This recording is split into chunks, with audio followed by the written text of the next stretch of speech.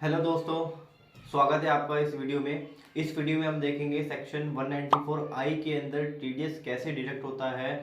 पूरी कवरेज देखेंगे हम, इसके अंदर रेट देखेंगे, कौन कौन एलिजिबल होता है टीडीएस डिडक्ट करने के लिए। और हम इस वीडियो में ये भी देखने वाले हैं कि सर्विस प्रोवाइडर और सर्विस रेसिपिएंट अपनी बुक्स ऑफ अकाउंट्स के अंदर जर्नल एंट्री कैसे पास करते हैं। तो चलिए शुरू करते हैं वीडियो को। देखो, सबसे पहले मैं तुम्हें अंडरस्टैंडिंग बता देता हूँ, बेसिक बता देता हूँ। यहाँ पर दो पार्टी इन्वॉल्व होती है, पहली है सर्विस रेसिपिएंट, दूसरी है प्रोवाइडर।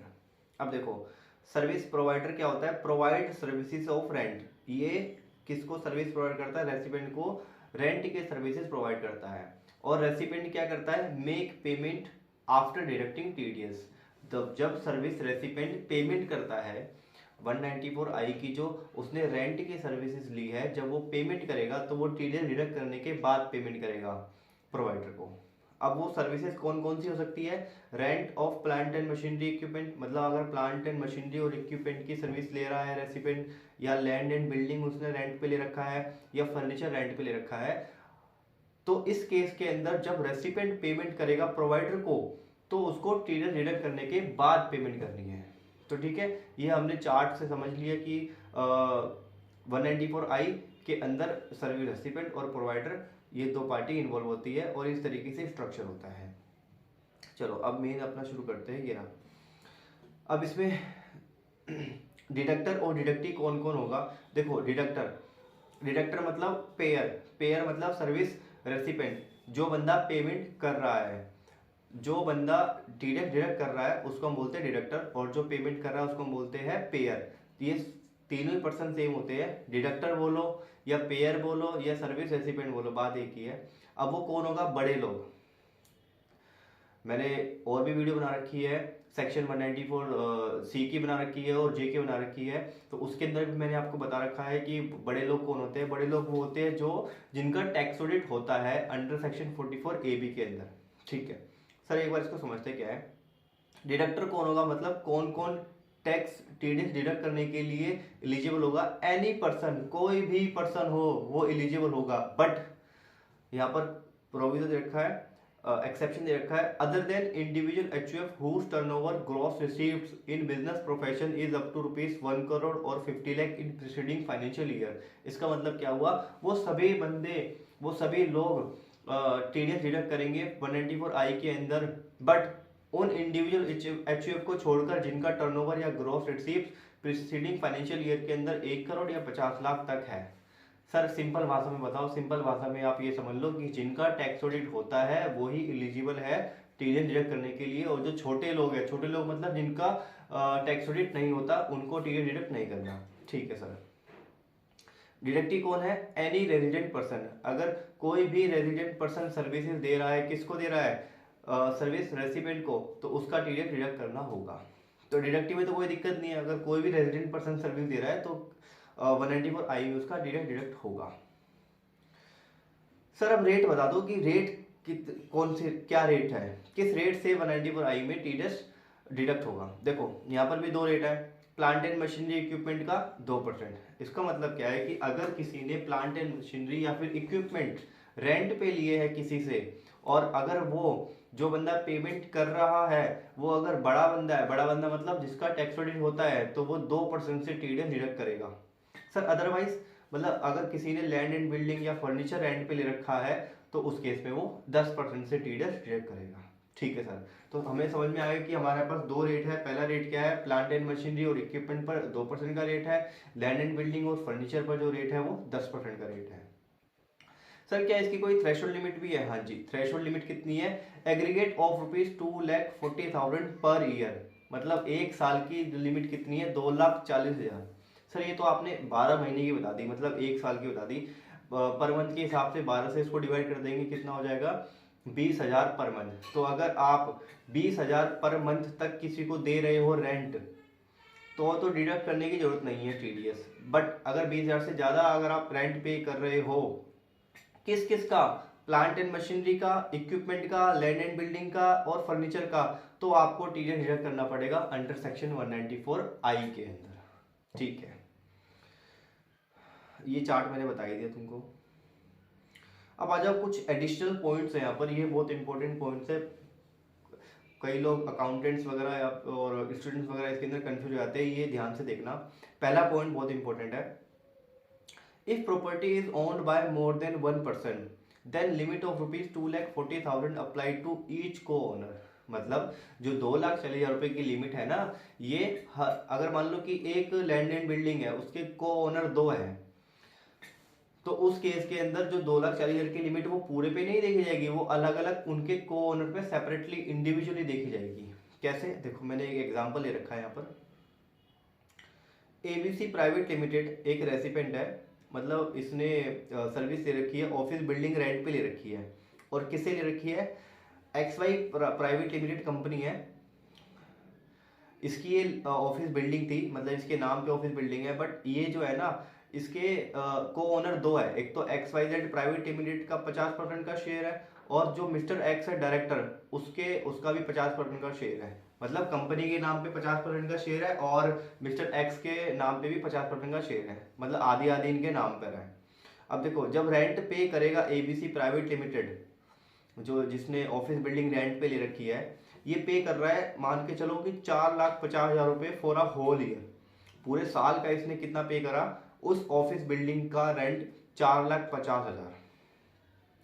देखो अब क्या लिखा है, in this case no TDS deducted by ABC private limited because threshold limit of ₹2,40,000 not crossed.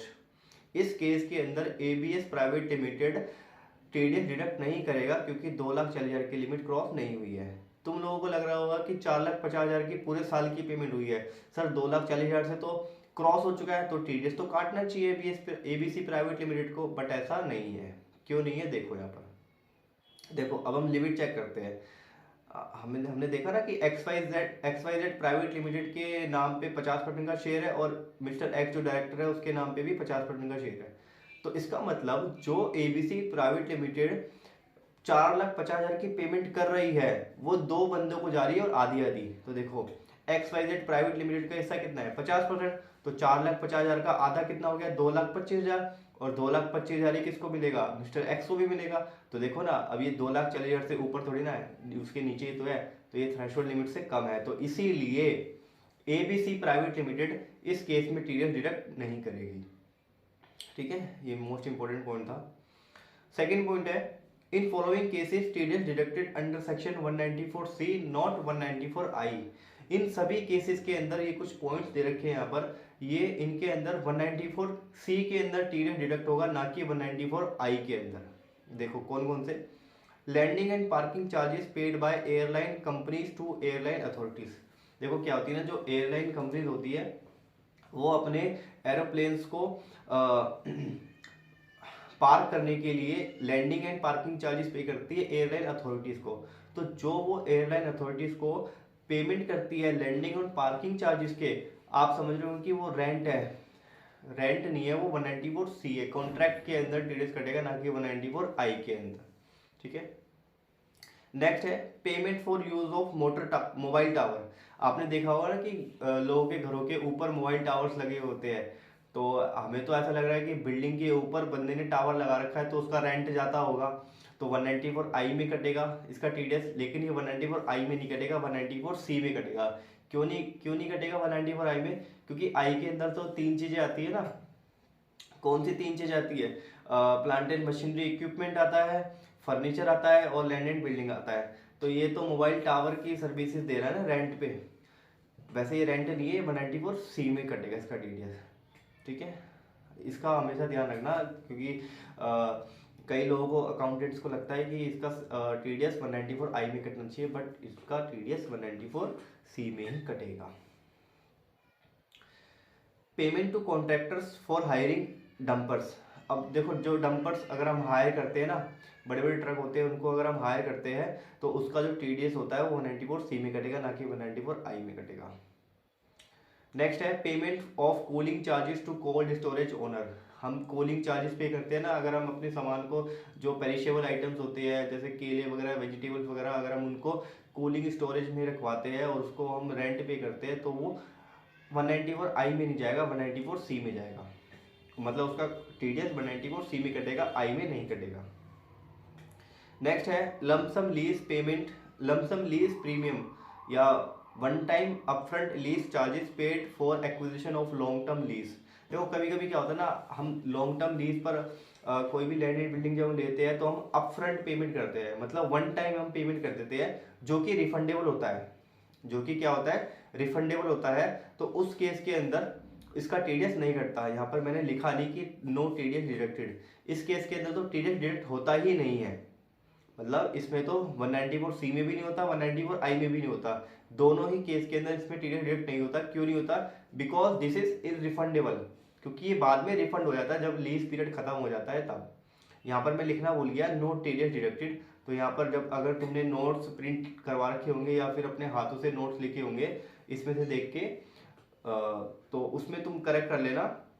जो लीज प्रीमियम वाला पॉइंट है इसके अंदर तो किसी भी केस में टीडीएस डिडक्ट नहीं होगा, मतलब कोई भी सेक्शन में टीडीएस डिडक्ट नहीं होगा। और ये वाली जो पीडीएफ है ये मैं तुम्हें डिस्क्रिप्शन बॉक्स में लिंक शेयर कर दूंगा, वहां से तुम डाउनलोड कर सकते हो। ठीक है, तो अब देखते हैं जर्नल एंट्री। देखो पहले मैंने लिया है रेसिपेंट और बाद में मैंने लिया है प्रोवाइडर। रेसिपेंट है मैंने माना है एबीसी प्राइवेट लिमिटेड कंपनी है और प्रोवाइडर है एक्सवाईजेड लिमिटेड।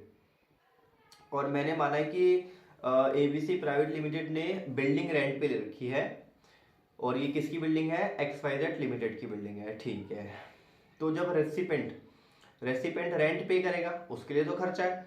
अच्छा, और मैंने ये भी माना है कि जो प्रोवाइडर और रेसिपेंट है वो एक ही स्टेट में है। ऑब्वियस सी बात है कि वो एक ही स्टेट में है तो सीजीएसटी और एलजीएसटी एप्लीकेबल होगा। Means it is an intra state supply. तो देखो क्या होगी इसकी general entry, rent of building debit 30,000। अच्छा आप देखो मैंने एग्जांपल भी ऐसा लिया है कि वो थ्रेशोल्ड लिमिट से ऊपर होगा, क्योंकि हमारी पर मंथ की लिमिट कितनी हो गई? 20,000 रुपये हो गई। तो अगर मैं 20,000 से नीचे लेता तो मैं जनरल एंट्री करा ही नहीं पाता, इसलिए मैंने लिमिट कितनी ली है? 20,000 से ऊपर ली है। तो मैंने ये माना है कि एबीसी प्राइवेट लिमिटेड वो 30,000 का रेंट पे कर रही है। तो rent of building debit 30,000, CGST input और एलजीएसटी इनपुट। अच्छा, और मैंने जो रेट माना है यहाँ पर वो मैंने माना है 18% का, मतलब 9% सीजीएसटी और 9% एलजीएसटी। तो 9 × 27, 2700 का सीजीएसटी, 2700 का एलजीएसटी। To XYZ limited 35,400। ठीक है, तो रेसिपेंट ने तो खर्चा दिखा दिया और इनपुट बुक कर लिया और लायबिलिटी दिखा दी एक्सवाईजेड लिमिटेड के नाम से 35,400 रुपये कि भाई मुझे इतने पैसे पे करने हैं, बट टीडीएस डिडक्ट करने के बाद पे करेंगे। अब प्रोवाइडर अपनी बुक्स में पहली एंट्री क्या करेगा? ये बोलेगा जी देखो एक तो मैं रेंट की सर्विस दे रहा हूँ तो टू रेंटल इनकम हो जाएगी 30,000 और आईजीएसटी का सीजीएसटी का आउटपुट भी दिखाना पड़ेगा। तो CGST output 2700, HGST output 2700। ABC private limited debit हो जाएगा 35,400 से। तो मतलब डेबिट होने का मतलब क्या है? डेटर बना लिया। तो एक्सवाईजेड लिमिटेड ने इसको डेटर बना लिया 35,400 से कि भैया इतने पैसे लेने हैं। और रेसिपेंट ने क्या बोला कि भैया मैं क्रेडिट कर रहा हूँ तेरे को, लायबिलिटी बना दी, क्रेडिटर बना दी तेरे को 35,400 से कि मुझे इतने पैसे देने हैं। ठीक है, नेक्स्ट एंट्री पे आ जाओ, सेकंड पे। अब देखो सेकंड पे सर्विस रेसिपेंट क्या डिडक्ट कर लेगा टीडीएस। अब देखो अब बात आती है कि किस अमाउंट पर टीडीएस डिडक्ट करेगा और रेट। अच्छा, बिल्डिंग का रेट क्या है हमारा? 10% का रेट है और किस अमाउंट पर डिडक्ट करेगा? वो 30,000 पर डिडक्ट करेगा, ना कि 35,400 पर। हमेशा याद रखना नॉमिनल अमाउंट पर टीडीएस डिडक्ट होता है, जीएसटी वाले अमाउंट पर टीडीएस डिडक्ट नहीं होता। तो 30,000 पर वो 10% का टीडीएस डिडक्ट करेगा, कितना हो जाएगा? 3,000। तो कैसे लिखेगा वो लिखेगा एक्सवाईजेड लिमिटेड डेबिट 3,000 रुपये to TDS under section 194 I payable 3,000 रुपये। तो इसने पेबल दिखा दिया ना, अपना लायबिलिटी क्रिएट कर ली 3,000 से, ये हो जाएगा। और अब आ जाओ प्रोवाइडर अपनी बुक्स में सेकंड एंट्री कैसे पास करेगा कि भैया TDS under section 194 I debit 3,000 रुपये टू एबीसी प्राइवेट लिमिटेड 3,000 रुपये। तो इसने अपना दिखा दिया कि भाई मुझे 3,000 रुपये कम मिलेंगे, इसलिए इसने क्रेडिट कर दिया और डेबिट हो गया टीडीएस अंडर सेक्शन 194 आई 3,000 रुपये। ये इसकी असेट हो जाएगी। थर्ड एंट्री में क्या बोलेगा? सर्विस रेसिपेंट पेमेंट कर देगा। अब देखो फर्स्ट एंट्री देखो, इसने एक्सवाईजेड लिमिटेड को कितने से क्रेडिट कर रखा था? 35,400 से, और यहाँ पर डेबिट कितने से कर दिया? 3,000 से, मतलब 3,000 रुपये उसको कम देगा। तो 35,400 रुपये में से 3,000 रुपये घटाएंगे तो कितना आएगा? 32,400, तो ये पेमेंट कर देगा। तो XYZ limited debit 32,400 to bank account 32,400 being the amount paid.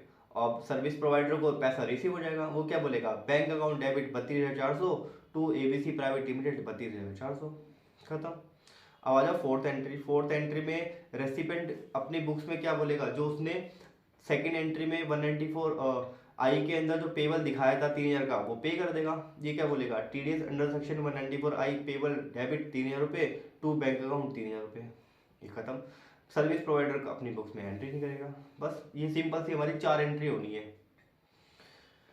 ठीक है। अब आ जाओ, एक बार मैं शुरू से तुम्हें बताया देता हूँ, एक बार रिवाइज कर लेते हैं दोबारा से। डायरेक्टर कौन होता है, बड़े लोग। बड़े लोग मतलब जिनका सेक्शन 44 AB के अंदर टैक्स ऑडिट होता है। डिडक्टिव कौन होता है, कोई भी एनी रेजिडेंट पर्सन, जो बंदा सर्विस प्रोवाइड कर रहा है, कोई भी अगर रेजिडेंट पर्सन हो उसका TDS कटेगा। सर रेट कितना है, रेट 2 है, एक 2% है और एक 10%। 2% कब होता है, प्लांट एंड मशीनरी और इक्विपमेंट के केस में, और 10% कब होता है, लैंड एंड बिल्डिंग और फर्नीचर के केस में, ठीक है सर। अब आ जाओ थ्रेशोल्ड लिमिट। थ्रेशोल्ड लिमिट कितनी है इसकी, 2,40,000, मतलब पूरे साल की 2,40,000 है, और पर मंथ की कितनी हो जाएगी, 20,000 रुपये, ठीक है। ये चार्ट मैंने तुम्हें बता ही दिया, ये वैसे कुछ खास नहीं है, ये मेन इंपॉर्टेंट है, एडिशनल पॉइंट्स। ये क्या कहता है कि अगर को ओनर होते हैं तो 2,40,000 की जो लिमिट है वो हम इंडिविजुअल देखते हैं, हर को ओनर की अलग अलग देखते हैं, ठीक है। ये एग्जांपल मैंने तुम्हें समझा दिया। नेक्स्ट है ये वाला पॉइंट कि ये इन केसेस के अंदर सेक्शन 194C के अंदर TDS डिडक्ट होता है, ना कि 194I में डिडक्ट होता है। कौन कौन से केसेस है, landing parking charges paid by the airlines company to the airline authority, 194C में TDS डिडक्ट होगा। Payment for use of mobile towers, mobile towers जो आप यूज़ कर रहे हो उसकी अगर आप पेमेंट कर रहे हो तो वो 194C में होगा। Payment to contractors for hiring dumpers, अगर आपने डंपर्स हायर करे हैं वो 194C में होगा। Payment of cooling charges to cold storage owners, उसको अगर आप पेमेंट कर रहे हो कोल्ड स्टोरेज ओनर्स को, तो वो 194C में होगा, ना कि 194I में होगा।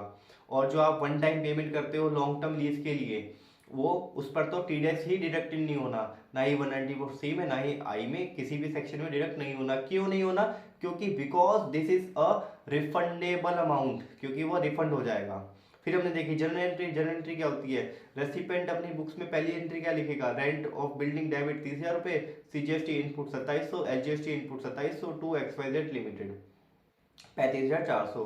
प्रोवाइडर अपनी बुक्स में पहली एंट्री क्या लिखेगा, ABC private limited debit 35,400 to rental income 30,000 to CGST output 2700 to SGST output 2700, मतलब उसने अपनी लायबिलिटी दिखा दी। सेकेंड एंट्री में क्या करेगा, रेसिपेंट TDS डिडक्ट कर लेगा, XYZ लिमिटेड डेबिट 3,000 रुपये to TDS under section 194I payable 3,000 रुपये। ये 3,000 रुपये कैसे है, 30,000 रुपये का 10% 3,000 रुपये। और प्रोवाइडर भी अपनी बुक्स में दिखा देगा, TDS under section 194I debit 3,000 रुपये टू ABC प्राइवेट लिमिटेड 3,000 रुपये, ठीक है। थर्ड एंट्री में क्या करेगा, पेमेंट कर देगा। अभी 32,400 का अमाउंट कैसे आया भाई, ये 35,400 में से 3,000 रुपये घटाएंगे तो 32,400 रुपये, तो XYZ limited debit 32,400 to bank account 32,400, और यहाँ पर इसको रिसीव हो जाएगा, bank account debit 32,400 to ABC private limited 32,400, खत्म। फोर्थ एंट्री में क्या हो जाएगा, TDS जो डिडक्ट करा है वो गवर्नमेंट को जमा करा देगा।